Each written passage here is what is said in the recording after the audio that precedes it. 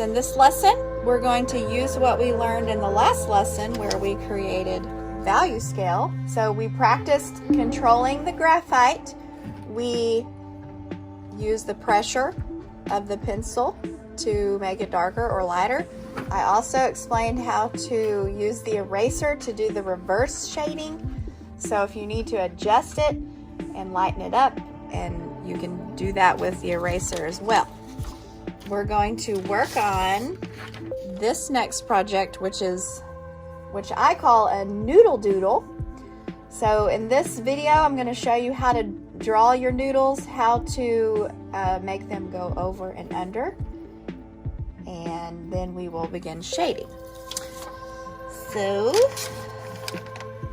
here's what I started today with a yellow background. I was kind of playing around with the background ideas. Y'all will add color to the background. This is marker. We will get all of the shading done on the noodles first. So here's how you'll do it.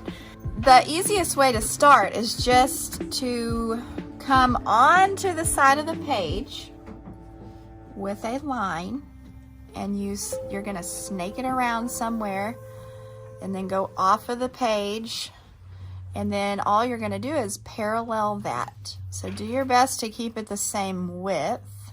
I know that can be kind of tricky, but go slow. Remember to draw lightly until you get it right. Okay, sometimes it's easier if you use your whole arm. Like instead of drawing here, drawing here, drawing here, I'm moving my whole arm. I can go back and fix that. Yikes. And then moving my whole arm and elbow, and then that makes it easier to make one smooth line. Okay, so then you can do another one. You can come off of the side of the page somewhere else, and you can go under. So remember when we talked about implied line? What's an implied line? Gabby? Where it goes somewhere where you can't see it, but you know it's there. Yes, it disappears behind something. You know it's there. It's just an imaginary line or a real line that disappears behind something else. So make sure that it makes sense. It's going to continue under there and come out the other side. And then take this line somewhere else. Maybe this time we'll go over. Okay? Maybe this one will come back this way and go under here and back off the page. Then we're going to parallel that, going under. Again, I'm moving my whole arm. This one's going to go over. I'll need to do some erasing. Coming over here, going to go under. Okay, so here, since it's going under here, I'm going to make it go over here. So I'll erase these lines. Okay, I can go back and clean up my lines later, or I could do it now. So just remembering to draw lightly. All right, so now something interesting to do is to do rings and figure eights. So if these are noodles, maybe this is a spaghetti-o. But anyway, this could be strings or ribbons or noodles, whatever you want this. I just call it a noodle doodle. But if you want to put a ring around two of the places that you have, what you'll want to do to make it way more interesting is alternate. See, this part of the ring goes under that, then it comes over, then it goes under, then it goes over. Okay? So here's how I would do that here. Maybe I have a ring that's gonna come, let's see, where do I want it to go? I can erase later. So the easiest way to do it is just to bring it into an oval or a circle. And then I'm going to parallel that. So here I can start to maybe establish where I'm going to go under. So I'm going to go under here. Erase that. So if I go under here, then I'm going to go over right here. So I'll go ahead and go over that, and I'll erase these. So this is just a parallel line, or you could also call it a concentric shape, which is the same shape inside the same shape. Yes, ma'am. Do they have to be like perfectly the same size, or can they like get thinner and then get bigger? No, they can get thinner and get bigger. It'll start to look more like ribbons or strings if your lines aren't the same width throughout your line. Okay, so if it goes over here, then it would go under here. Oh wait, no, that goes, okay, under, over. I was getting confused. So it goes under there, over here, and then under here. So I would erase this one. So this is going to continue here, and that comes under. Okay, so now we have a ring. And then if you want to experiment with adding more lines that go on and off the page and loop around and do different things, that is up to you. So you can see how this figure 8, it alternates. We go over, under, it goes under that one again, over this one, back under. So make sure you're alternating, and that's going to make it more interesting. Okay, so now the basics of shading this. So if I have my pencil sharp, this is real simple actually, and in the last video we practiced shading. Okay, so you can always add more graphite, but sometimes it's hard to erase it if you get it way too dark way too fast. So this is basically pretty simple. You're going to add a little bit of shading from the sides. Keep your edges clean, okay? You want nice sharp edges. You're gonna go slow. You're not gonna rush through this. So add a little bit of graphite coming in from each side. I'm gonna zoom in here.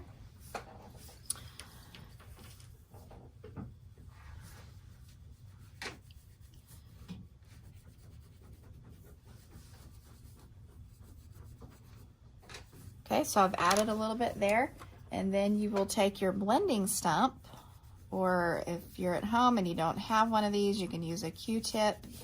You can roll up the end of a Kleenex. Okay, so try to make your blending nice and smooth. You're gonna blend both sides. You want the highlight in the middle, so if you bring the shading over too far, okay, see how I got rid of my highlight in the middle? Go back and adjust with your eraser.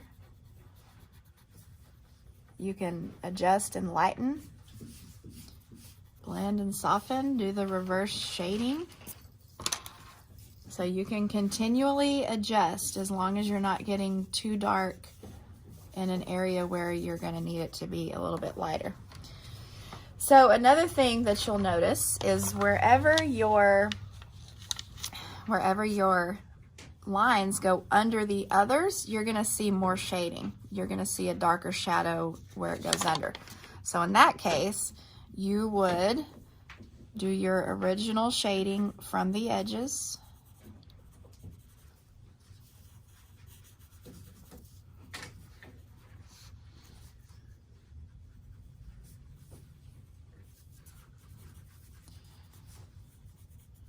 I'm going to do it on both sides where it comes underneath.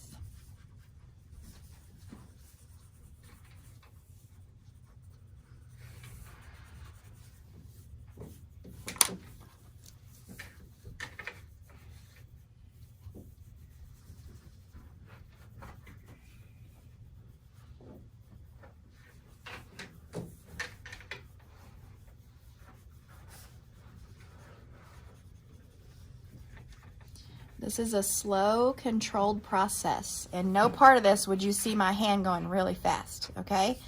So you want to slow down and make sure you're keeping your edges nice, making sure, you know, you're getting the way it should be kind of from the beginning so you don't have to go back and change so much later. Now, where this goes under, I'm going to go ahead and make it a little bit darker.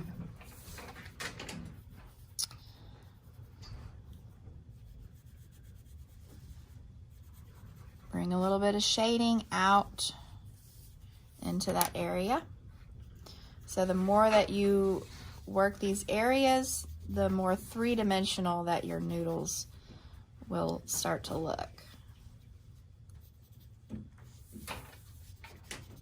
Okay, the biggest mistakes that I've seen in the last couple of classes all had to do with rushing, going really fast. So make sure you slow down, take the time again. I just go slow, make sure your edges are nice and clean. If you need to erase some wacky edges and redraw them nice and smooth, do that, okay?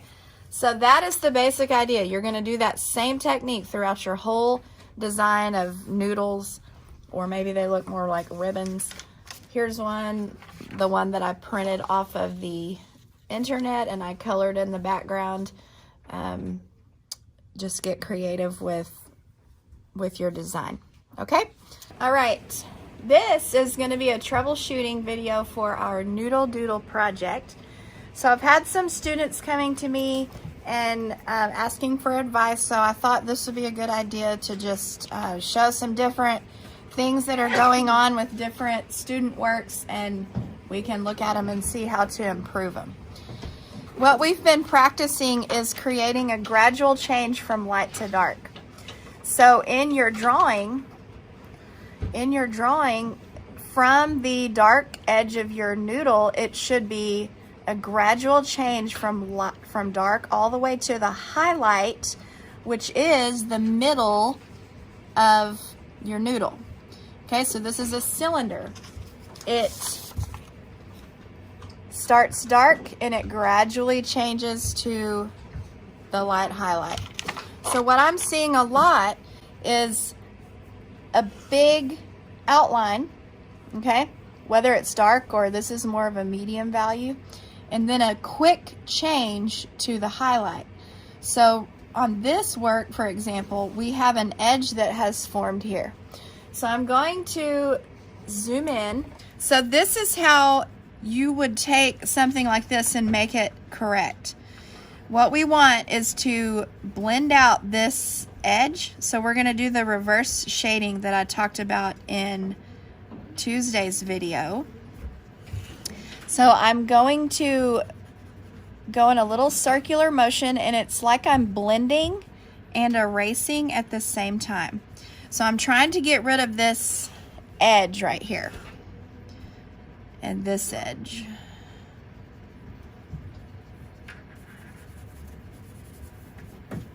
Okay, so I've kind of blended out that hard edge that formed right here, and now it looks a little bit softer. These are actual student drawings that I'm working on. I'm just going to correct a little section so I can show y'all how it is supposed to be. So to go back and make a gradual change, we want to include the darkest value and some middle tone values in the highlight.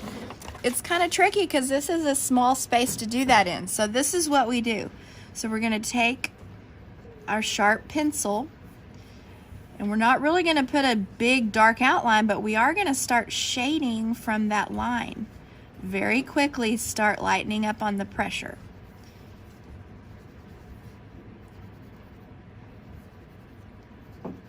Okay? And the way I keep that edge from forming is I quickly, as I move this way, I lighten up on the pressure and I just barely push down on the pencil. And then I've got to come from the other, well, let me finish this little edge here. Then I've got to come from the other direction.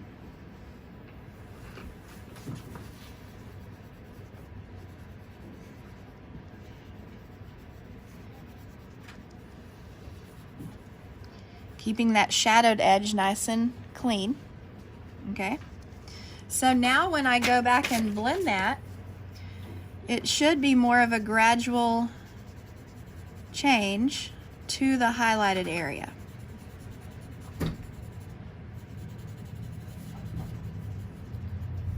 Okay, so if we look over here to an area, this right here is what this used to look like. So do you see the difference? Do y'all see the difference? Yeah. This is a gradual change to the highlight. This is an abrupt change that creates an edge right here. All right. So now we have one that is ready to start shading. This is looking really awesome. We've got lots of overlapping and over and unders. So what you want to do is make sure that before you start shading, you've got a nice crisp line. So let me come over here in this little area. Before we start shading, this is what we'll do. We've got too many sketchy lines here. So we want to erase that and come back and make one fluid edge for that noodle, or whatever you're calling it. I'm calling it the noodle doodle. Okay, so coming back over here and making one continuous edge. We really want to clean up those lines first before starting to shade. Okay, so now I can continue that, or I can begin the process, and instead of making a big dark outline, start at that crisp edge and quickly start fading to the highlight.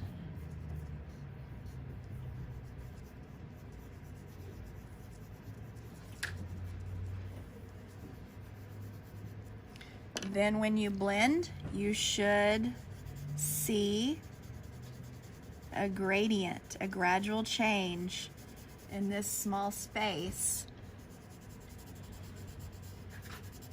from light to dark. So you clean up the edges first and then continue that. You'll do that also from this side. So just quickly to show you,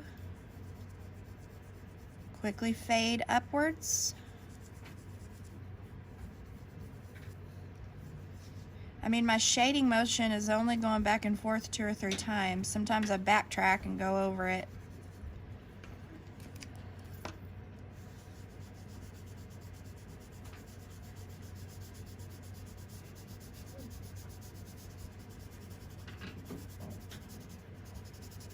Okay, so this is the main idea here. If you do need to add a little bit more darkness, don't go put a dark outline, just shade it a little bit darker right there on the edge. Okay, you need to blend it back out so that it will fade into what you've done previously. So that was the main idea on this one, to clean up those edges first and then begin that transition. All right, now we can look at another one. So I helped this student earlier during this class period, and we were talking about how I saw a lighter highlight on the edge, between the edge and the middle value.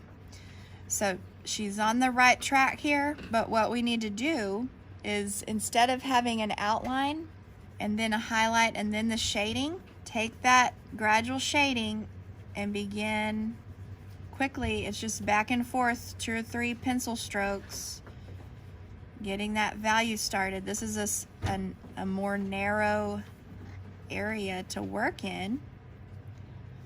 So coming up from both sides, I'm starting with the same value that she has used to outline this.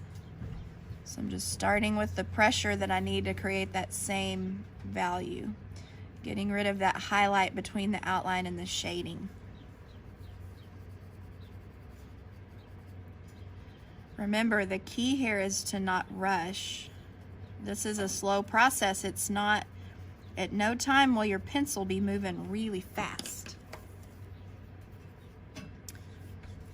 So when I come back in here and blend,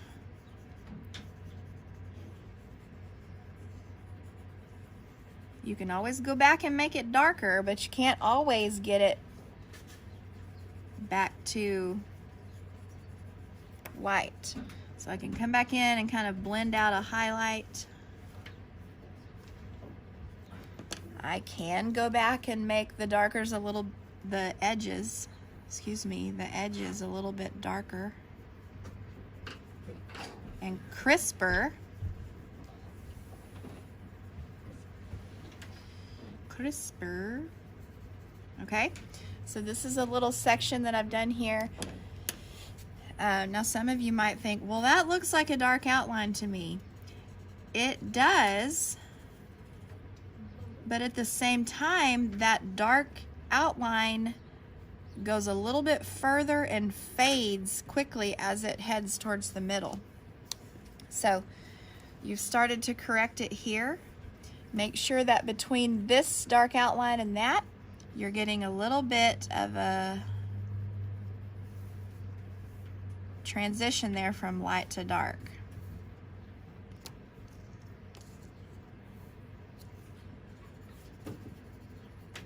And then blending that. And if that dark outline just won't go away, add a little bit more dark to your transition.